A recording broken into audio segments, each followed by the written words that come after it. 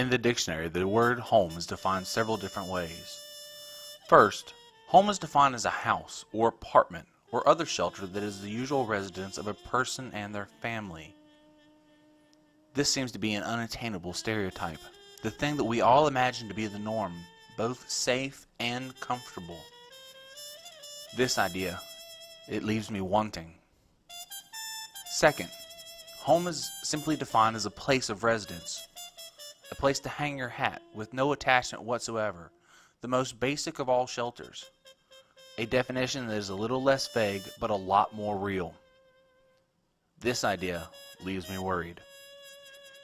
It seems that home is so easily defined by words on paper, but it seems meaningless to do this without putting it into some kind of context.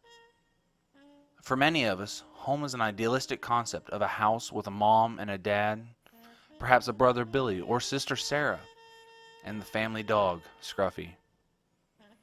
It's an idealistic idea because it's millions of miles away from what we actually call home, what is our reality. It's very different. I'm a child of West Virginia, born and raised. I've lived in Bluefield and Huntington and everywhere in between. I've lived with my mom and two brothers in Ashford, and I've also lived with my dad in Milton.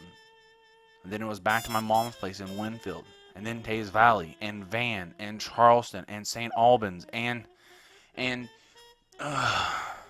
you see, I've moved so many times from relative to relative, it's hard to remember them all.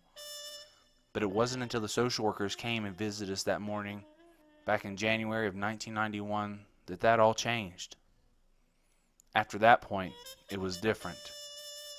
You see, they moved me to a foster home in Elkins with my two brothers, and then another in Hamlin, -1, and then a shelter in Charleston, without either, and then on to another in Huntington, and a group home in Lewisburg, and then one in Princeton. Can you see where it was different?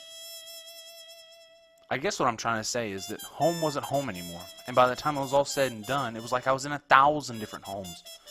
Things were difficult, and I didn't have time to be a kid and do the things that kids get to do. I had to grow up, and I had to do it fast.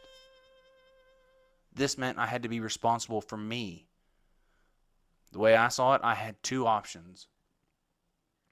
I could sit and blame my mom for getting us in this situation and hate her and everyone else around me. Or I could accept what happened, that it wasn't my fault, and make the best of a bad situation. A pretty heavy choice for a 13-year-old kid. What I'd like to do is leave you with a different definition of home, one that I've come to understand. Home isn't a shelter, or a building, or anything else along those lines. Home is simply a place in which one's affections are centered. In other words, home is where your heart is. This idea, it leaves me hopeful.